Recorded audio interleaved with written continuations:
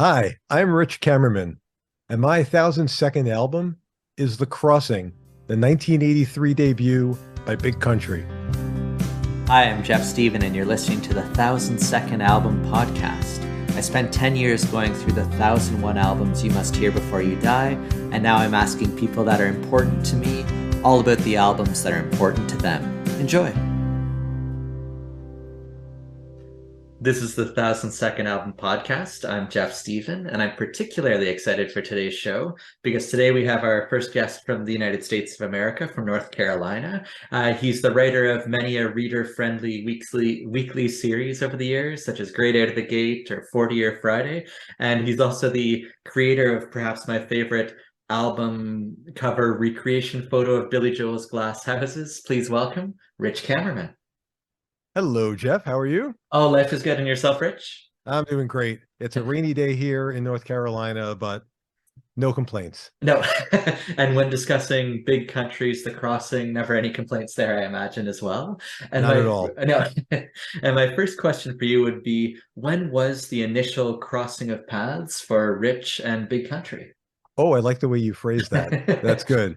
I was in high school in 1983. It was the beginning of my senior year. And I believe, if I remember correctly, The Crossing was released in the fall of 83. I think it was out in the UK before that. I had never heard of them, but it came out probably around September or October. And I don't know why, but I think I even just heard of them and I saw the album cover and it kind of intrigued me. And then the first time I heard the song In a Big Country, which is the song that most people know, it made such an impact on me. And then I saw pictures of them. Now, throughout my later years of high school, my outfit was always, I had a rock and roll t-shirt. And then during the winter, it was covered with a plaid flannel shirt. And that's how these guys dressed. And I thought, this band was made for me. And then I got the album and it floored me from the first time I heard it. And it's still, not even for this podcast necessarily, I've just been on a Big Country kick this past couple of weeks and I played it again and it still sounds just as fresh 40 years later. That's right. Nice. And I love those ones that you hear for the first time as the senior in high school. That just it's such a critical when in the life that the impact, like you said, 40 years later is still magnificent. Yes. It's so the idea of the 1000 Second is that it's the ones that weren't included in the 1001 albums you must hear before you die. And while the 1001 list did have a bunch of Scottish acts from the 80s, like the Waterboys, Jesus and Mary Chain, Simple Minds, none of the Big Country albums made the cut. And again, seeing as it's your choice, I'm sure you'd agree this was great out of the gate. They were a group that the debut was really strong right from the start. But what is it about the music itself, in addition to the fashion and the time of hearing it, what made this such an impactful debut? Well, first, it's criminal that they weren't included in that book, but I won't alert the authorities. But I would describe them as the most powerful, inspirational, and unique band of the last 40 years. I don't know if that's enough to explain why I think they are worthy of inclusion. But I think unique is the way to describe them. Their sound, I know people say based on the one song that most people know, oh, they have guitars that sound like bagpipes. And the band probably, they have been rolling their eyes all these years about that. But the fact is, yeah, it did. It captured that excitement, that I don't know what the word is to describe the Celtic sound. I didn't even know I liked it, but I feel like it had an impact on me and it brought things out in me. I know this is going to sound strange, but I am convinced that I was Scottish in a previous life for various reasons. One of them was my love. I love the sound of bagpipes. I love, obviously, Big Country. My middle name is Scott. And I was born in Caledonia Hospital in Brooklyn, New York. Caledonia is the ancient name of Scotland. So that's my proof of previous life. I was Scottish. I'm persuaded by the evidence at least. Okay, thank you. And I'm glad those other Scottish artists were listed in that book. But yeah, Big Country to me is just so far above so many other artists that have maybe gotten more recognition. And I think so many artists strive to be, I know in some worlds they talk about being a triple threat. And if the triple threat here is that they're the most powerful, inspirational, and unique, that's a pretty formidable trio to be known as. And so Yes. that's yeah, that's a pretty compelling case. And what's neat too is that this is their first record, but from what I understand, it's far from their final recording. Where did their sound sort of evolve from here? It really did evolve a lot. They released eight studio albums between 83 and I think the last one was in 1999. The first three albums were pretty, I wouldn't say similar, but they approached their music from a similar vibe. And then things changed with their fourth album, Peace in Our Time from 1988. I think they signed to a new record label in the US, and I think the label tried to Americanize them. And I think the band, especially lead singer and guitarist and main songwriter, Stuart Adamson, was even changing the way he sang, and a lot of people, a lot of older fans just jumped off the bandwagon. But to me, it was just another part of their journey. And yeah, the albums after that, I loved them, but they didn't have the same impact as the first three, really, for me. And that's, I think most fans, especially that were there from the beginning, those first three albums are the key to why they're so brilliant. And I'm glad you brought up Stuart Adamson as well, because from what I understand, he was the lead vocalist up till the early 2000s when he passed away. And when I was looking at the discography, it looks like they have had one since 2013's the Journey. And when I where there's another fellow, Mike Peters, doing the vocals on that. Hmm. And when I was reading a little bit about that, I was really intrigued by the way one of the original members, Bruce Watson, one of the guitar players, described the two different vocal styles. And so this is according to Bruce Watson. The difference between Mike Peters and Stuart Adamson is that Stuart is a guitar player who sang, and Mike is a singer who plays guitar. And my question for you would be, is that a fair comparison of the two, or probably more relevant in our discussion here, is that a fair way to look at Stuart's contributions on the Crossing as a guitar player who sings? I think Stewart was more than that. Stewart was a guitarist who could do pretty much anything. I mean, he could play the rhythms and lead. He did most of the lead guitar work. He basically shaped their sound. His voice had that one of a kind quality. Mike Peters, who was the lead singer for The Alarm, the Welsh band, and I was also a huge fan. In 1983, the first Alarm album came out. Also, U2's War was released. And so those three albums had a huge impact on me. But Stuart Adamson was just on another level. And that was, I think, going back to his days with the Scottish punk band, the Skids, who I was not familiar with. I didn't discover them until probably 1988 or 89 when I learned that. And then I started finding all the Skids recordings. And I'm not a huge punk music fan. I like some stuff, but just his sound was there as a 18-year-old or 19-year-old.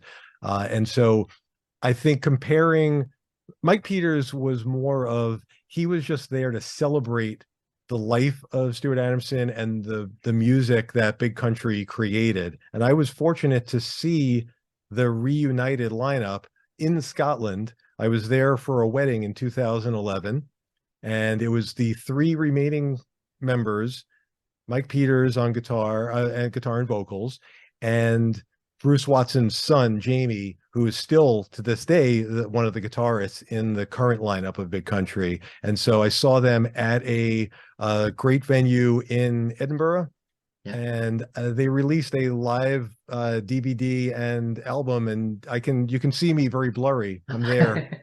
So yeah, and it was great, but it was not the same. It was a celebration of their music, but without Stewart's guitar work and his vocals, it was more of just, hey, we get to hear these songs again, and these other guys are brilliant musicians, but it was not the same. Oh, that would be neat to see it with from a past lifetime with your fellow countrymen in Scotland as well. It feels like that'd be Yeah, a nice exactly. venue for it too. But I guess the good news is you do get to hear Stuart Adamson throughout the crossing here, and I'm guessing the answer is all 10 tracks plus the B sides. But would you be able to single out any particular standouts or moments from the crossing? I can narrow it down to every song on the record, to all 10 tracks and a few of the B-sides. But I know we both want to limit the length of this podcast. Certainly, the In a Big Country was the single that introduced them in the US. And I think some people might have thought of it as a novelty. You know, the song is kind of named after the band, but I mean, it's a great song. It's rousing, it's uplifting, it's anthemic. It's got that Celtic sound. And of course, I can't believe I haven't mentioned yet, as a drummer, their drummer, Mark Brzezicki, is one of my biggest influences. And it was this record. And I mean, it starts off with a big drum barrage before the rest of the band kicks in. And having those amazing drums on this song and the rest of the record, it's such a key track. And I think Stewart's statement of intent, he was known for saying, "Stay alive." That was his quote. And that comes from this song where, the chorus is, "In a big country, dreams stay with you, like a lover's voice fires the mountainside, stay alive." And that became his cry almost at the end of every concert. He would say, "Stay alive." And I certainly don't want to dwell on this, but obviously when Stewart passed away, he committed suicide in 2001. I think a lot of fans, certainly myself, were thinking, it's a shame, because this was a guy who helped us through difficult times with his music, and that thought of stay alive through difficult times, and the fact that he was unable to do that, that he didn't have his own music to inspire him to pull through, was disappointing and heartbreaking. Absolutely. And I love the lyric in that. It's funny, I've been hearing the song for however many decades now, but I only picked up on the line this week where he says, "I'm not expecting to grow flowers in a desert." And I thought that Yeah. was just such a neat perspective on like expectations and realism and that sort of thing. Just again, I initially probably dismissed it as the novelty sort of guitar tone there, but there's so much beyond it. But what blew me away is I gather this is the third single too. It was the first single in the US, as far as Okay. I know. I Okay. believe Harvest Home was the song that was their first single in the UK. And I don't think Yes. initially it was a big hit. That's another great song. Yeah. And from what I read, I had read through the liner notes on one of the many reissues of this album, and apparently, when Steve Lillywhite, the producer, who I want to get back to, I think that was the first song they recorded with him, and Stewart was so impressed with the sound of that recording that he wrote In a Big Country just because he wanted to record it with Steve Lillywhite. Nice. And while we're on the subject of Steve Lillywhite, because he is a key, he's like the fifth big country, if that makes any sense. He was so important to their sound on the first two albums, and he's best known for his work with U2 and XTC, Psychedelic Furs, Susie and the Banshees, Peter Gabriel. So he's worked with some big names, but this was also one of his calling card. That sound, his sound was very based on rhythm and percussion sounds. Even the second Marshall Crenshaw album, I'm a big fan of his, was produced by Steve Lillywhite, and it has a similar kind of echoey, huge drum sound, and it's his distinctive sound. And so that was part of the charm for a big country for me. Yes. And did he do U2's War as well? He did War, and he might have, I have to look back, he might have done Boy was the debut, and then it was October. Maybe he Yeah. did October. I'd have to look back. Yeah. But yeah, but War. I mean, that year, Yeah. 1983, to have both War and The Crossing, and The Crossing was a huge success. I mean, I don't know. I don't think it hit number one, but it was. It definitely went gold, and it might have gone platinum in the U.S. So it was a big success. I think people have just forgotten about them over the years because they never built on it. It wasn't like U2, who released several more albums and then became the biggest band in the world. Yes. Yeah. But Lillywhite was definitely a big part of your 83 though as well. So Yes. if you haven't already, I'm looking forward to seeing it on the 40-year Friday at some point It too. will, yes, this will be, and I'll probably mention this discussion as well. If you must, I guess. But yeah, so that was the opener in a big country. And were there other ones if you had to Yes, narrow further? the song Chance. Mhm. Chance, it's a brilliant ballad. It's kind of sad and uplifting, life affirming at the same time. I mean, it's got one of my favorite lines, one of the favorite lyrics that he ever did. He's narrating this person's life, a woman's life, and it's he came like a hero from the factory floor with the sun and moon as gifts, but the only son you ever saw were the two he left you with. I mean, it's so many of the songs are just heartbreaking. You just feel like, how are these people getting through their day? And yet somehow the music and eventually the lyrics will lift you up. And this is one of their biggest, they've probably played this at every concert they've ever done. And it's a huge sing along because and talk about a depressing chorus where he sings, "Oh Lord, where did the feeling go? Oh Lord, I've never felt so low." I mean, how could that be uplifting? And yet he did it.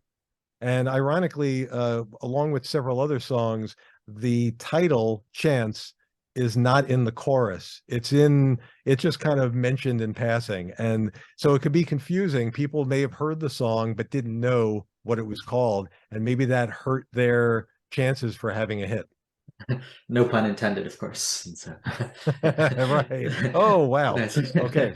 I thought of you as well because knowing your drumming background, there was a part in the tune that arrived at 3 minutes and 30 seconds where the guitar is doing these like really fast muted 16th notes, and there's this big delayed drum hit, and I Yes. find I'm a sucker for whenever they make you wait that extra beat for the big hit, and I just thought, oh, that's awesome. So Yep. yeah, Yeah, there's like a little bit of syncopation yeah, and they do that. And yeah, it kind of creates this tension yeah. while and but of course there's also the release and the musicians are so good. I mean, the rhythm section of bassist Tony Butler and Mark Brzezicki, just they were incredible. You know, they had played they were a rhythm section for hire. I think they before Big Country, they were known as Rhythm for Hire, and they played with Pete Townsend and Roger Daltrey solo. Tony Butler played briefly with the Pretenders. Mark Brzezicki later played with the Cult and with Procol Harum. So these guys are world-class musicians, and they elevated Stewart's songs. And I think they actually collaborated. Some of these songs they have co-writes with each of the musicians, each of the members of the band. Okay. Nice. And those are some pretty that resume is looking pretty good with guys like the Pretenders and Yeah. Pete Townsend. So very nice. Nice. The did was there another one you had in mind as a particular moment of choice?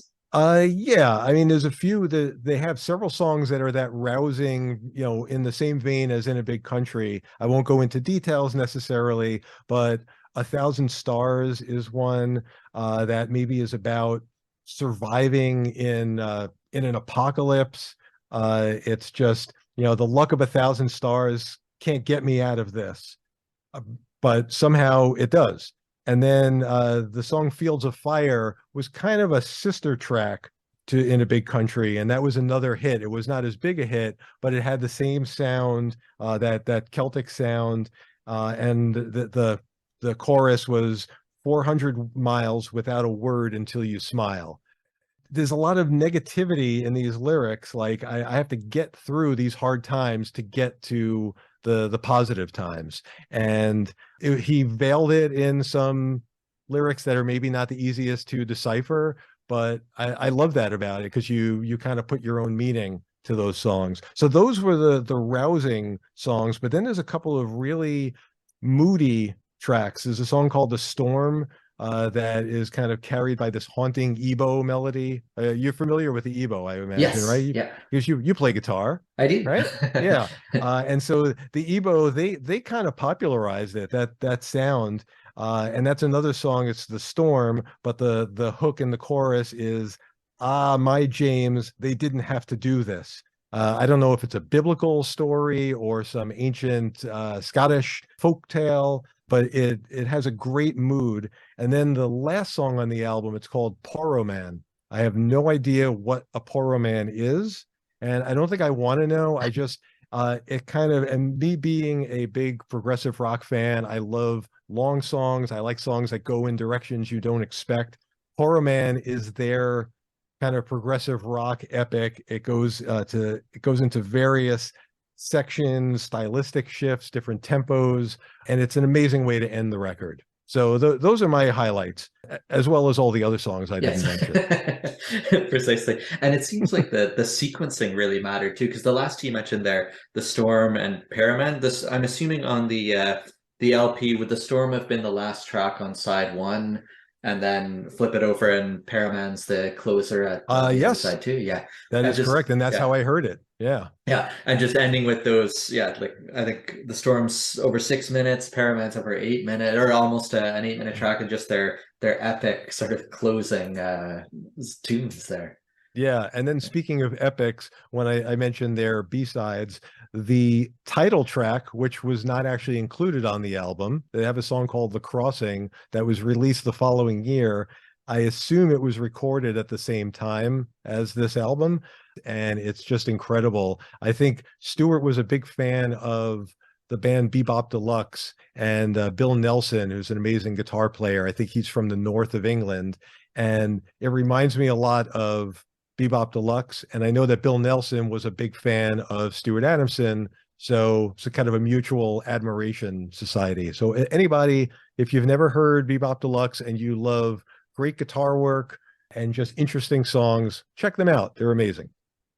Nice. And it's funny, that's part of the whole point of the project here too, is to learn about different albums. So this is great that not only do I hear about 1000 Second, but also a bonus one as well in Bebop Deluxe too. So that's perfect. Yeah, And I'm glad you brought up the crossing as well, because I checked that out too, and I was blown away again when a song like that doesn't make the cut, just how strong the rest of the material must be. And it yeah, reminds me of the group Blind Melon I was chatting about with a friend a couple of weeks ago, and their song Soup doesn't actually appear on the album Soup, but yet it's easily one of my top 10 songs by anyone ever. And really. yeah, just astonishing that it didn't make the cut When, considering its strength. where did it appear? Was it on a subsequent album It or just a was, yeah, B-side? that's right. Oh, So okay. eventually it appeared on the next one, Nico, but just again astonishing that it somehow wasn't in the initial release too. So that's a bit of the vibe I got with the crossing there. But that's not to say the crossing is without merit itself as the parent album. And if you had to pick a sort of closing argument, why would the crossing be the 1000 Second album that one must hear? I think because there's nothing else like it. They're an incredibly powerful band that right from the start. I mean, they had only that lineup had only been together for maybe a little over a year when they recorded it, and they were immediately an impactful band. They were incredible live, even though I didn't see them for the first time until 1993, 10 years later. So somehow I missed all of their US tours up till that point. But I have all the live albums and whatever DVDs they've released and Blu-rays. But I think they were as important as any other great artist that has existed before or since.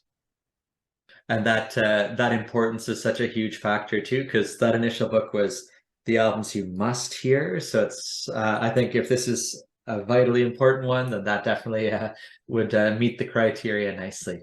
Yeah, and I think the one of the biggest disappointments, I always wanted them to be bigger and just taken more seriously. I think the mistake they made was their second album, Steel Town, which I'm a huge fan of.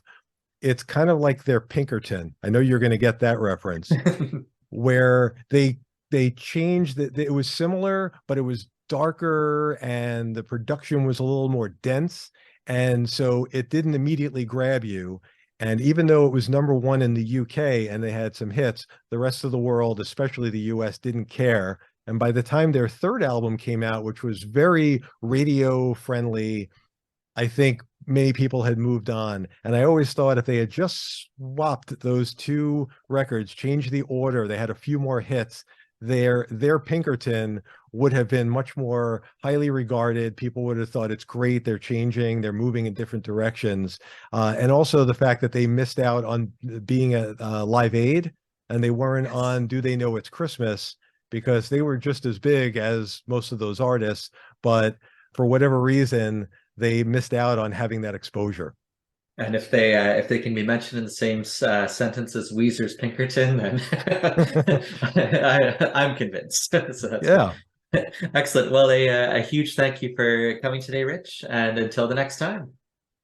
it was my pleasure. It was great seeing you and speaking with you finally after years of, I guess, virtual Yes. conversations, typed conversations. So I love your podcast. I'm really proud to be a part of it. And thanks again. Cheers, Rich. Enjoy the day. Take care.